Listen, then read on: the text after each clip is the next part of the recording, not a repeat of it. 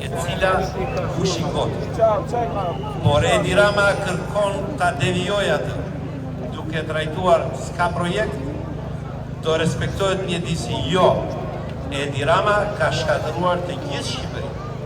Unë mund t'i kujtoj vetëm disa projekte. Aeroporti i Kuksit, asnjë avion nuk ulet në ngrihet.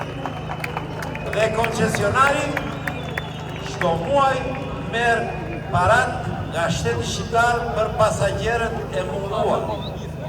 Porto Romano, a e mbani mend çfarë thoshte kryeministri, do bëhet baza e NATO-s. Nuk është as e NATO-s dhe as ka për të bërë porti i Shqipërisë, sepse është pa studim fizibiliteti në një vend që nuk mund të ngrihet port tregtar. Porti i Durrësit është krim shtetëror. Është krim shtetëror. Është porti i vetëm tregtar në Shqipëri, i cili mban lidhjet rajonale dhe ndërkombëtare, i cili